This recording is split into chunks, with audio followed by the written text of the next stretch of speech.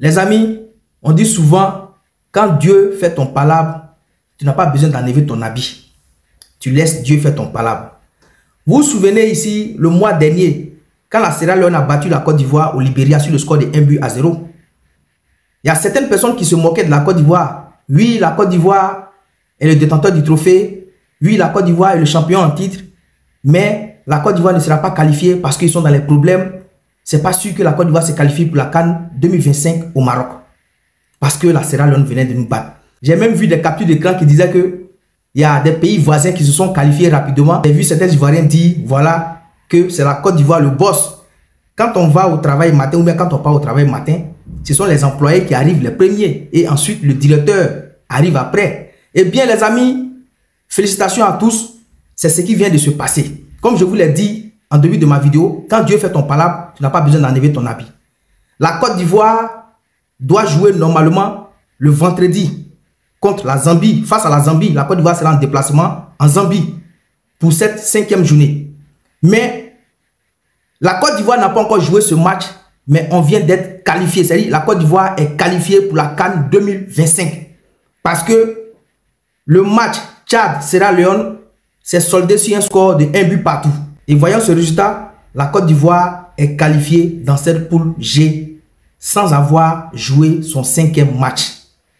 Comme je vous l'ai dit tout à l'heure aussi, quand on va au bureau matin, ce sont les employés, les secrétaires qui arrivent les premiers. Et le boss, il vient après.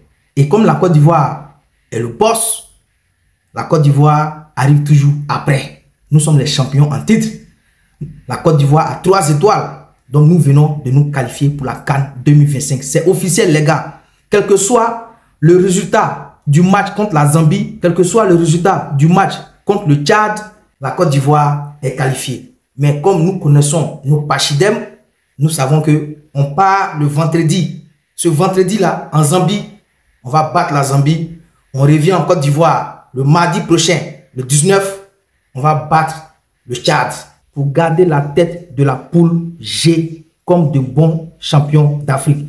Mais dans cette poule, la Côte d'Ivoire a déjà pris une place. Parce que dans la poule G, il y a 2 équipes qui doivent se qualifier. La Côte d'Ivoire a déjà pris la première place, mais il reste la 2e place.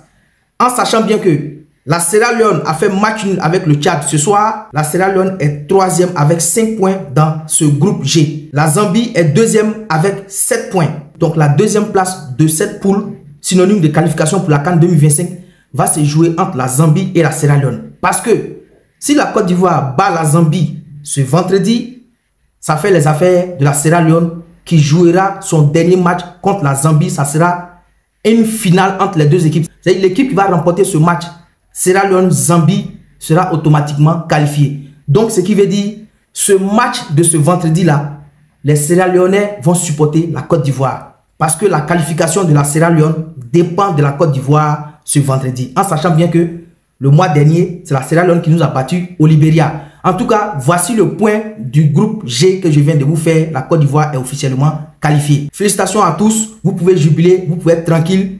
On va se préparer maintenant pour la CAN 2025 pour préparer la 4e étoile sur le maillot des éléphants de Côte d'Ivoire.